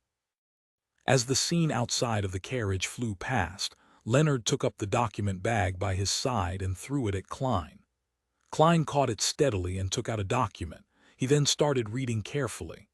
August 11th, 11 p.m. At a workhouse in West Borough, the bankrupt Salas attempted arson to cause a tragedy, but in the end he only managed to burn himself to death. August 11th, 10 p.m. Harbor worker, Zid jumped into the Tussock River and ended his poverty-stricken life. August 11th, 8 p.m. In Iron Cross Street's Lower Street, Mrs. Lawes, who earned a living by selling matchboxes, died of a sudden disease. Klein was puzzled when he read the first 2 incidents. He found the deaths very ordinary and common. Not only should it have been beneath the attention of the Nighthawks, even the police force would avoid wasting resources looking into such obvious causes of death. However, when he read down the list, he slowly creased his eyebrows. After 2 pages, he suddenly lifted his head and looked at Leonard. "Isn't this too many?" When the number of ordinary deaths reached a staggering amount, it was difficult to call it normal. For once, Leonard nodded seriously and said, "The number of death incidents within the past 2 weeks are 5 times the normal rate."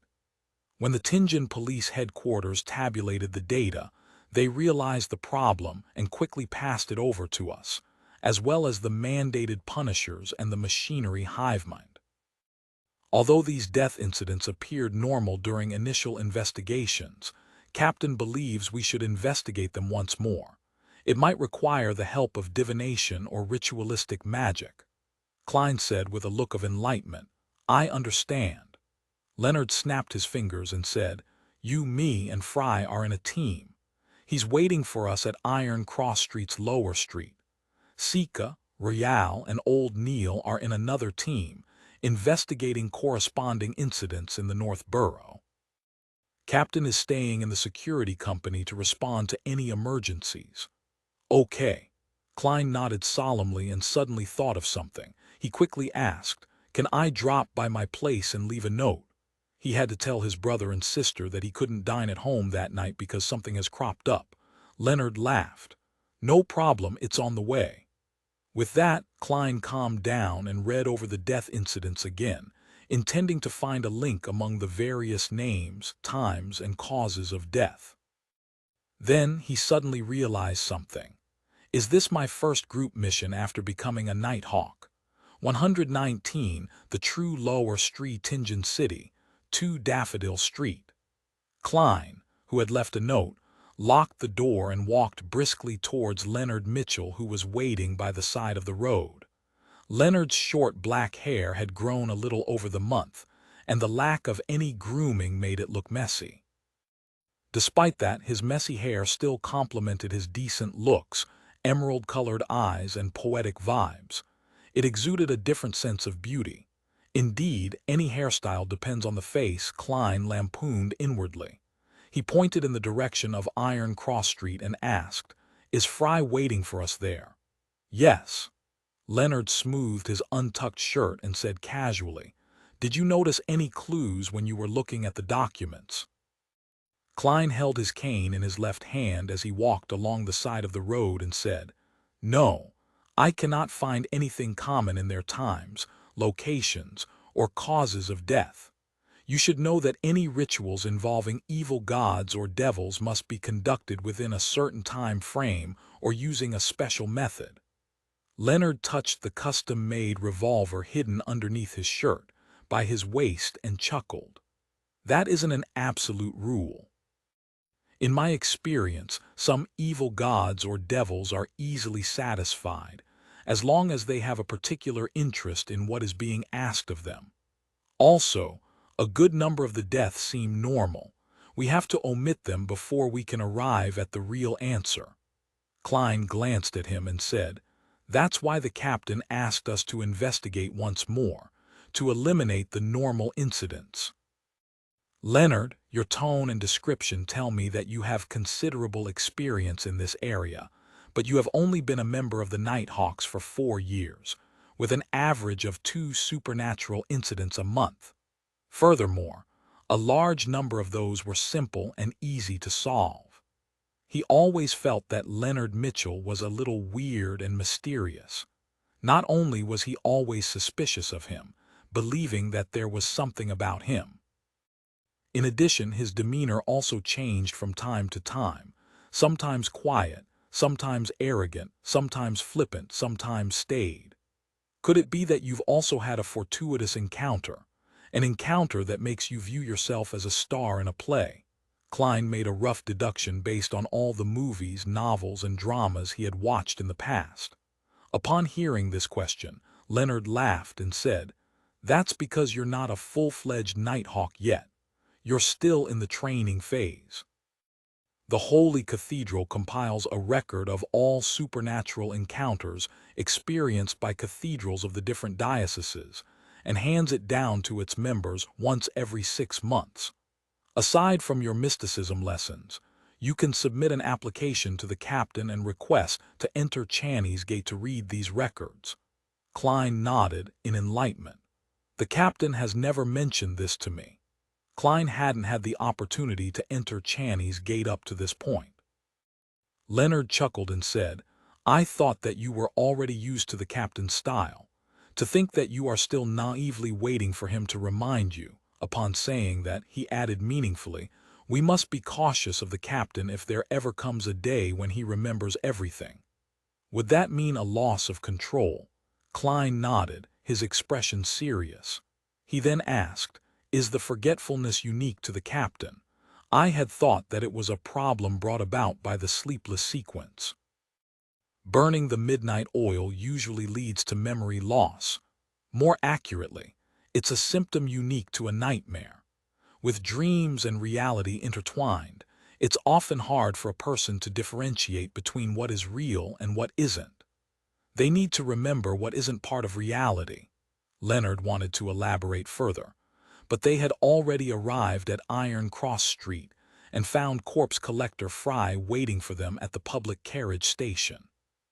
Fry was wearing a round black hat and a windbreaker of a similar color with a leather briefcase in his hand. He was so pale that it made Klein suspect if he would soon collapse at any time.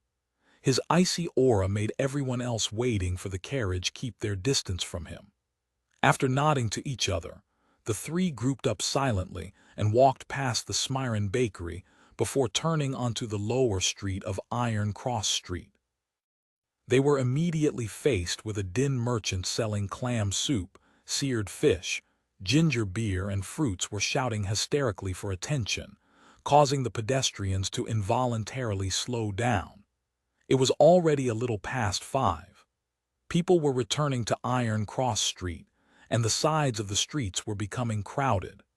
Some children were mixed in the crowd, coldly watching everything, placing their attention on the pockets of the pedestrians. Klein frequently came here for cheap cooked food and was familiar with the streets, especially since he had lived in a nearby apartment in the past. He reminded the group, "Be careful of thieves." Leonard smiled. "You need not mind them."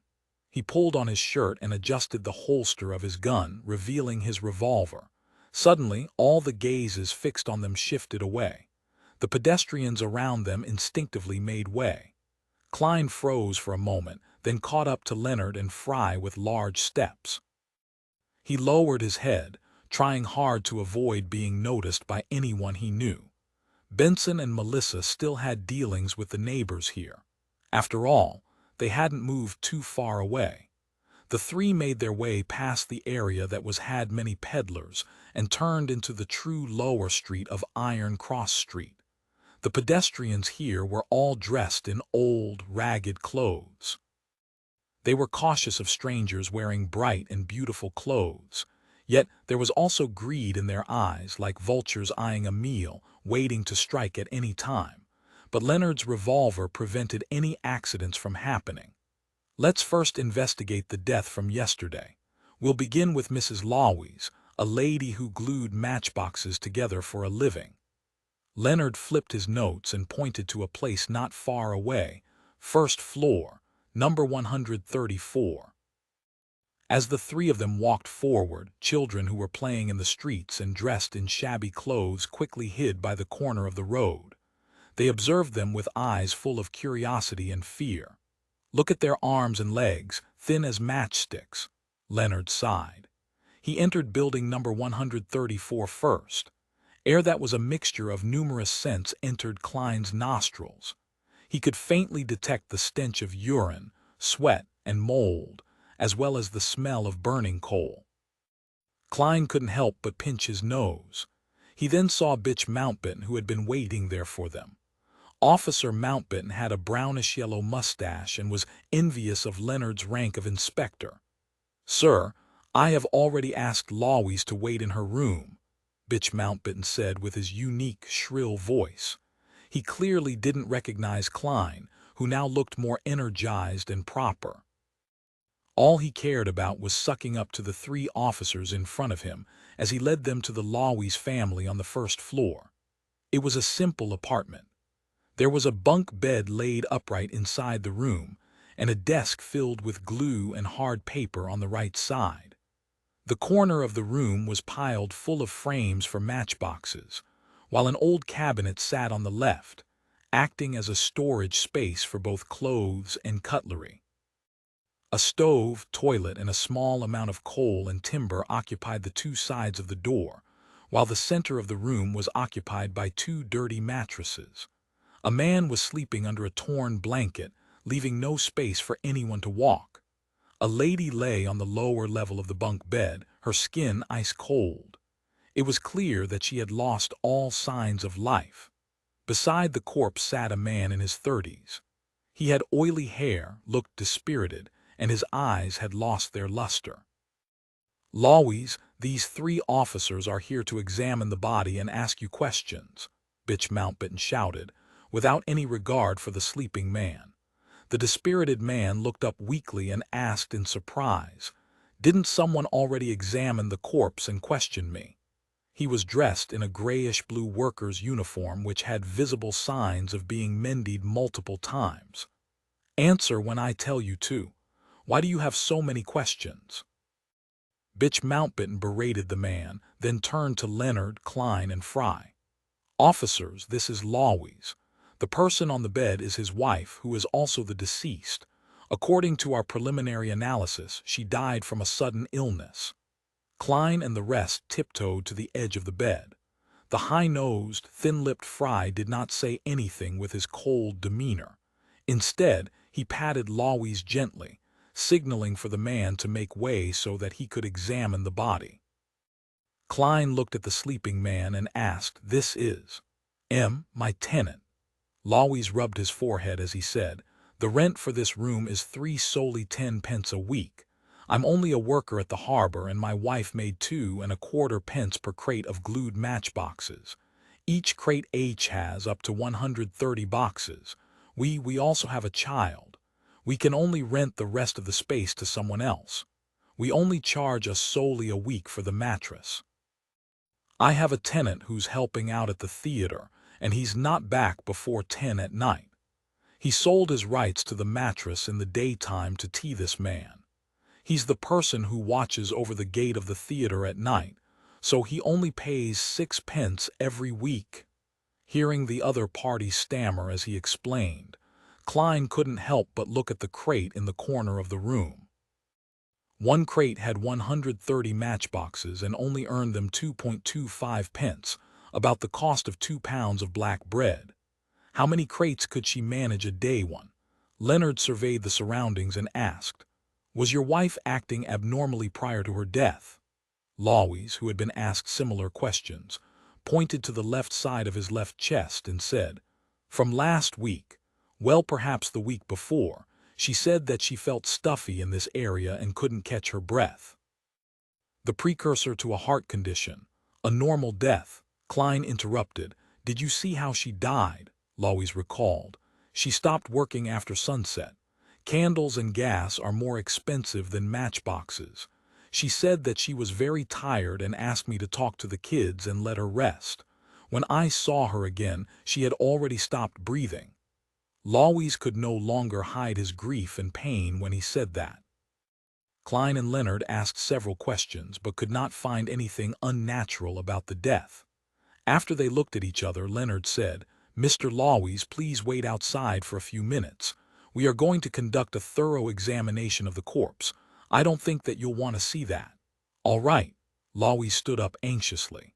Bitch Mountbatten walked toward the mattress and kicked the tenant, violently chasing him out of the apartment. He then closed the door and guarded the room from the outside. "So." Leonard looked at Fry. "She died of a heart attack," Fry said with certainty, retracting his hands. Klein thought for a moment before taking out a half-penny, intending to do a quick judgment. "Mrs. Lawes's heart attack was due to supernatural causes." "No, that is too narrow. The answer might be misleading. There are supernatural factors influencing Mrs. Lawes's death." "I'll use that." He quickly decided on a statement. As he recited the statement, Klein made his way to the side of Mrs. Lawes's corpse. His eyes turned darker as he tossed the coin. The sound of the coin reverberated around the room as it fell, straight into Klein's palm. This time, the portrait of the king was facing up. This meant that there were supernatural factors influencing Mrs. Lawes's death. During the Victorian era, a crate is 144 matchboxes. The labor was worth 2.25 pence. A woman who works the entire day can do at most 7 crates. 120 workhouse, there is the presence of supernatural factors. Klein's eyes returned to normal, and he looked at Leonard and Fry. Leonard suddenly chuckled. "Very professional and deserving of the title of Seer." "Are you trying to hint at something?" Klein muttered in his head. Fry opened his suitcase and took out a silver knife and other tools. He paused and asked, "The corpse tells me that she really died of a sudden heart attack. Do you have any way to divine a more detailed answer?" Klein nodded seriously and said, "I can attempt to combine a mediumship ritual and a dream divination. Hopefully, I'll be able to obtain something from Mrs. Lawes's remaining spirituality." Fry maintained his cold and reserved state. He took 2 steps back and said, "Give it a try." He turned his head sideways and looked at Klein. He suddenly sighed without much fluctuation in his tone. "You're getting more and more used to this kind of situation. It's not like I wanted it." Klein had an urge to cry. He then took out the bottles of pure dew, essential oils, and herbal powder. Then he quickly set up the mediumship ritual. He chanted the honored titles of the Evernight goddess in the middle of the spirituality wall and recited his prayers in Hermes. Soon, wind spun around him and the light grew dimmer. Klein's eyes turned entirely black, and he repeated the divination statement, "The cause of Mrs. Lawes's death." the cause of Mrs. Loweys's death. He entered the dreamland while standing and saw a translucent spirit lingering around the corpse. Then he extended his illusory right hand to touch Mrs. Loweys's remaining spirituality. In an instant, light burst out in front of him as scenes flashed past, one after another. There was a skinny and sallow lady dressed in ragged clothes, busily making matchboxes. She suddenly paused and held her chest. She was speaking to her 2 children. Her body wavered as she gasped for air. She was buying black bread when someone suddenly patted her. She was having the symptoms of a heart attack again and again. She was feeling weary and got into bed, but she never woke up ever again. Klein observed every single detail, intending to look for a trace of the supernatural factor. But when everything ended, he still hadn't gained any clues. As the blurriness shattered, Klein left the dreamland and returned to reality. He dispelled the wall of spirituality and said to the waiting Fry and amused Leonard, there were no direct symptoms. Most of the scenes revealed that Mrs. Loweys had a heart ailment a long time ago. The only scene that was different was when Mrs. Loweys was patted on the back by someone. The hand was fair and slender, apparently a woman's.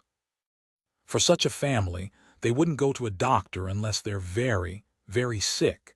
Even if they were to queue at a free charity hospital, time is not something they can afford to lose. A day without work might mean no food on the table the next day. Leonard sighed emotionally like a poet. Fry looked at the corpse on the bed and sighed lightly. Before Klein spoke, Leonard quickly got out of his pensive state and said thoughtfully, are you implying that the supernatural factor came into play when Mrs. Loweys was patted? It came from the slender hand of a lady or madam. Klein nodded and replied, yes, but this is merely my interpretation. Divination is always unclear. The conversation ended. He and Leonard stepped back to the other side of the bed and allowed Fry to take out his tools from his suitcase without any disturbance, so he could do a further examination. After Fry was done, they waited as he packed up his tools. After cleaning up and covering the corpse, he turned around and said, her death was caused by a natural heart disease. There's no doubt about it. Upon hearing the conclusion, Leonard paced back and forth. He even walked to the side of the door, paused for quite a while before saying, that's it for now. Let's head over to the workhouse in West Borough. We'll see if we can find other clues. Maybe we can link the 2 incidents together.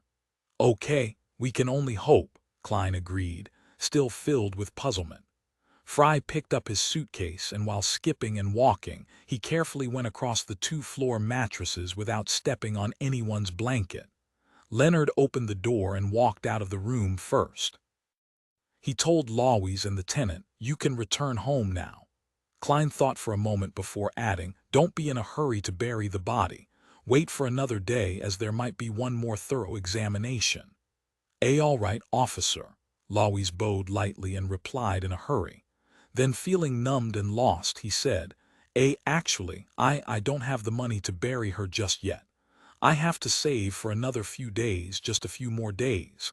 Luckily, the weather is turning cold. Klein was shocked and asked, you plan on letting the corpse remain in the room for a few days? Loweys forced a smile and replied, yea, thankfully, the weather became colder recently. I can move the body onto the table at night. When we eat, I can carry her to the bed. Before he finished what he had to say, Fry suddenly interrupted. I've left you money for the burial next to your wife. After saying those words in absolute calmness, he exited the apartment directly, unbothered by Loweys's shocked expression and gratitude that followed. Klein followed closely and thought of a question. If the weather was still as hot as June or July, how would Loweys deal with his wife's corpse? Pick a very dark night with strong winds, throw the corpse into the Tussock River or the Coy River, or just dig a hole and bury her. Klein knew that the law requiring a cemetery burial had been established more than 1,000 years ago, at the end of the previous epoch. The 7 major churches and imperial households from each country had approved the law in order to cut down on the number of water ghosts, zombies, and restless wraiths. Each country provided free land, while each church was in charge of keeping watch and patrolling. They only charged minimum fees for cremation and burial in order to pay for the necessary labor force. But even so, the truly poor still couldn't afford it. After leaving 134 Iron Cross Street at Lower Street, the 3 Nighthawks and Bitch Mountbatten parted ways. Silently, they took a turn to the nearby workhouse in West Borough. As they got closer, Klein saw a long queue. It was just like when the people from the foodaholic empire on Earth queued for a shop that gone viral on the internet. The place was packed.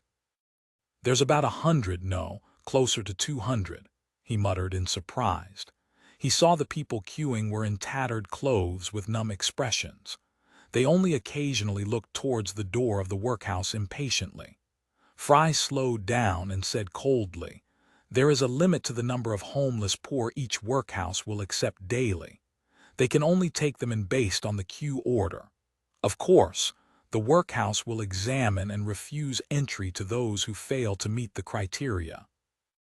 "The economic recession in the recent months has played a part too," Leonard sighed. "Those who don't manage to queue will have to figure out a way of their own," Klein asked subconsciously. "They can also try their luck in the other workhouses. Different workhouses have different operating hours. However, each one has the same long line. Some of them would wait from 2 in the afternoon." Fry paused. "The rest of the people mostly starve for a day. Then they lose their ability to find a job and fall into a vicious cycle that leads directly to death. Those who can't withstand the hardship end up losing their struggle to stay on the good side of the law." Klein fell silent for a few seconds before letting out a sigh. "The newspapers never publish any of this, Mr. Fry. I hardly ever hear you speak so much. I was once a pastor in a workhouse of the goddess." Fry maintained his cold attitude. When the 3 of them arrived at the door of the workhouse in West Borough, they showed their identity documents to the doorkeeper, who was eyeing the queuers arrogantly before they were taken into the workhouse. The workhouse was transformed from an old church. There were mattresses and hammocks all over the mass hall. The pungent scent of sweat mixed with the smell of athlete's foot permeated every corner. In and out of the hall there were many poor families. Some swung hammers to break rocks, some picked oakum. No one was free. In order to not let poor people rely too much on workhouses and turn into scoundrels, the poor law established in 1336 enforced a rule whereby every poor person can only stay in the workhouse for 5 days at most. Any longer than that, one would be cast out. During the 5 days, they have to do manual labor, such as breaking rocks or picking oakum. "These are the same tasks that criminals in prison do," Fry explained to Klein and Leonard briefly without much emotion. Leonard opened his mouth and no one was sure if he was teasing or explaining. When they leave this workhouse, they could go to another one. Of course, they might not be able to move in. Perhaps to some people, poor people are like criminals. Picking oakum. Klein was quiet. He didn't know what else to ask. "The fibers of old ropes are actually a great material to seal the gaps in boats." Fry stopped and found a burnt mark on the ground. A few minutes later, the director and pastor of the workhouse rushed over. They were both men in their 40s. "Salas started the fire here and only burnt himself to death?" Leonard asked, pointing at the ashen mark on the ground. The director of the workhouse was a man with a broad, bumpy forehead. He scanned the area where Inspector Mitchell was pointing with blue eyes and nodded in affirmation. "Yes." "Before that, did Salas act strangely in any way?" Klein asked. The director of the workhouse thought and said, "According to the person that slept next to him, Salas had been chanting, 'The Lord has given up on me. The world is too filthy. I have nothing left,' stuff along those lines. He was filled with resentment and hopelessness." but no one expected him to break all the kerosene lamps and start a fire to burn the place down while everyone was sleeping. Thank the Lord, someone found out in time and stopped his wicked act. Klein and Leonard then found a few people who had slept next to Salas the night before, and they also found the guard that stopped the tragedy. However, those people didn't have anything new to tell them. Of course, they used spirit vision, divination, and other methods to check if any of the people were lying or misleading them. It seems that Salas long had the idea to take revenge and self-destruct. It seems to be a very normal case. Leonard waited till the director and the pastor left to express his opinion. Klein pondered and said, "My divination tells me that a supernatural factor had influenced this case. Let's eliminate Salas's fire case temporarily," Leonard concluded. Just then Fry suddenly said, "No, maybe there is another possibility. For example, Salas acted at the instigation of someone else, a beyonder who didn't take any supernatural measures." Klein's eyes lit up as he echoed, "It's very possible, such as the instigator from before, Instigator Triss. But that wouldn't have any connection with Mrs. Lawee's death," he thought, creasing his eyebrows lightly.